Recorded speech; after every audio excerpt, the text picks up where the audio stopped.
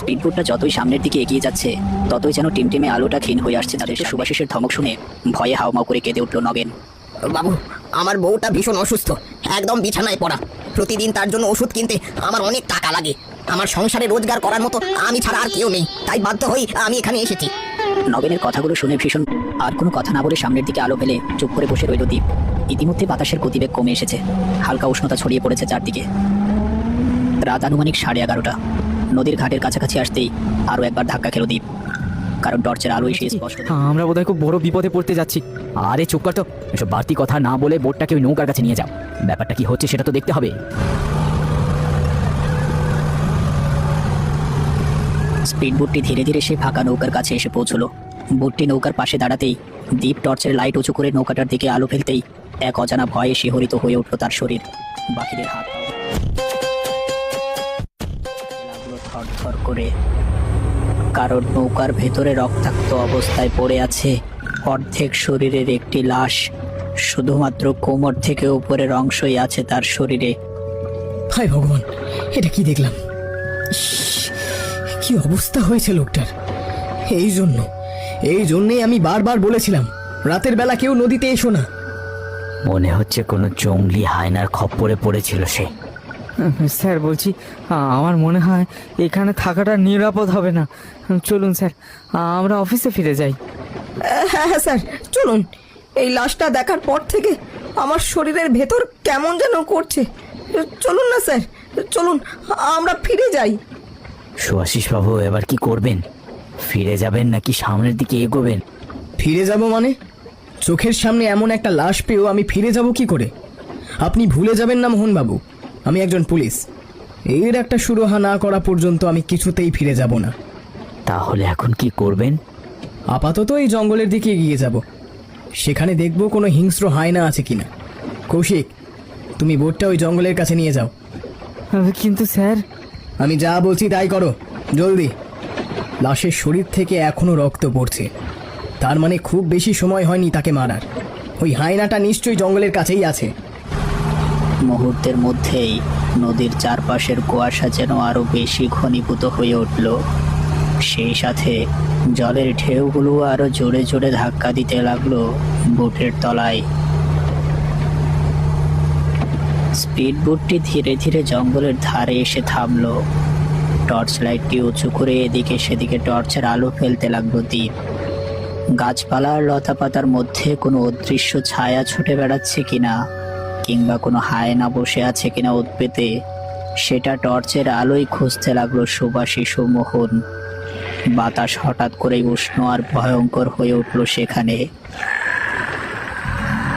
সেই সাথে এক অদ্ভুত আওয়াজ আসতে লাগলো জঙ্গলের ভেতর থেকে।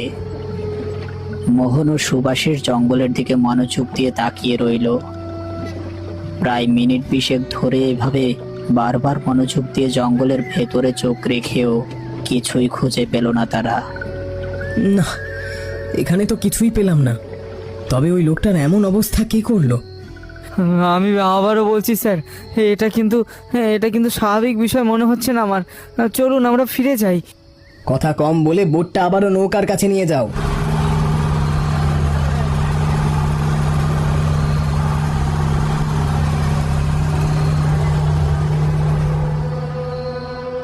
কিরে, ওদিকে গিয়ে কাউকে পেলি না? আমি জানতাম ওদিকে গিয়ে তোরা কাউকে পাবি না। আরে বোকা, আমি তো এখানে আছি, আমাকে ওইদিকে খুঁজলে হবে।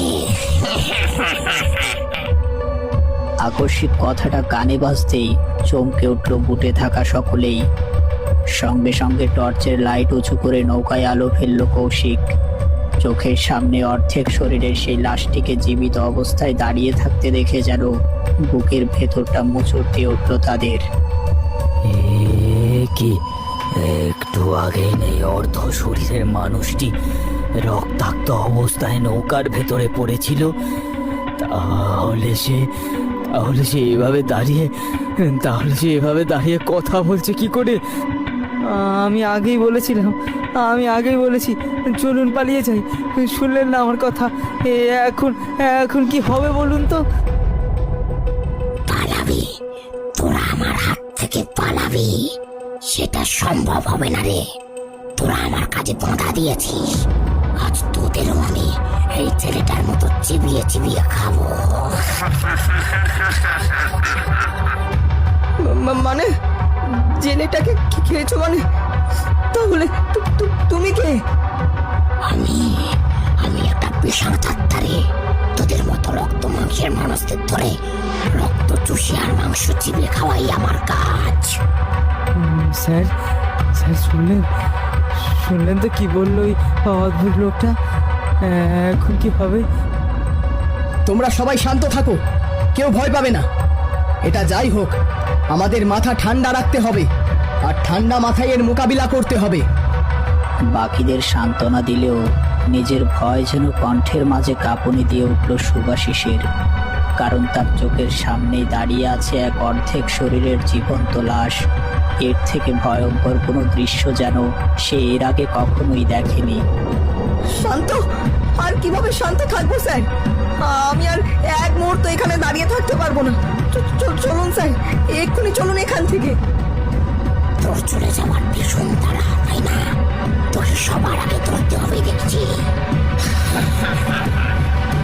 এই বলে সেই পিশাচটা ধীরে ধীরে নৌকার ধারে এগিয়ে এলো। তার চোখ দুটো জ্বলছে আগুনের মতো। এরপর সে তার রক্তাক্ত হাত দুটো বাড়িয়ে দিয়ে এক ঝটকায় দ্বীপের গলা চেপে ধরলো। কয়েক সেকেন্ড শূন্যে ভাসিয়ে দ্বীপকে ছুঁড়ে ফেললো তার নিজের নৌকায়। যা দেখা মাত্রই চিৎকার করে উঠল কৌশিক। না দীপদা!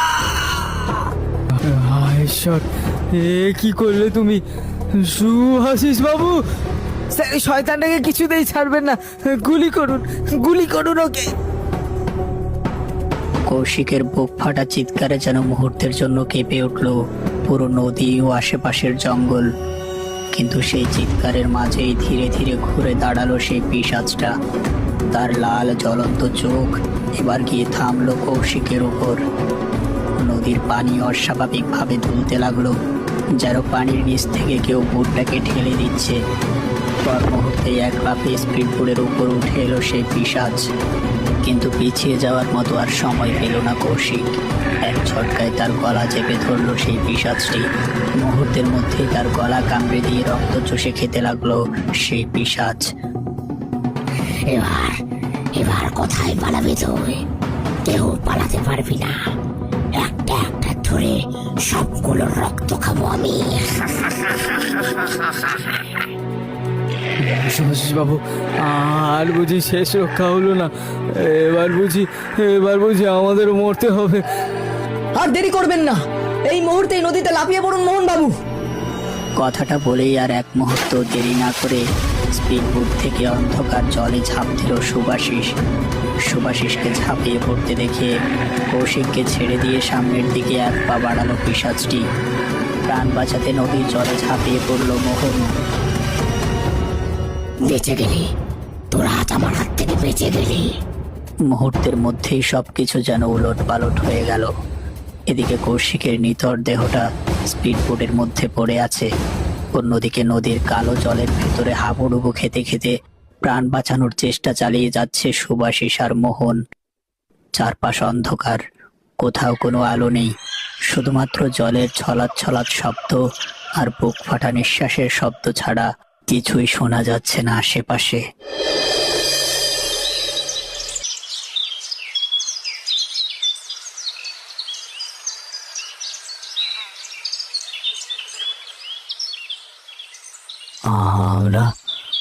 আমরা এখানে কেন? আর এখানে এলাম কি করে? আগে বাবু, ভোরবেলা নদীর ঘাটে জাল ফেলতে গিয়ে দেখি আপনারা দুজন নদীর কিনারে অজ্ঞান অবস্থায় পড়ে আছেন। এরপর ধরাধরি করে আপনাদের আমার বাড়ি নিয়ে আসি। কিন্তু বাবু, আপনাদের কি হয়েছিল? এরপর এক এক করে সমস্ত ঘটনা কেষ্টকে খুলে বলল মোহন। আর তখনও অজ্ঞান অবস্থায় শুয়ে আছে সুভাষিস।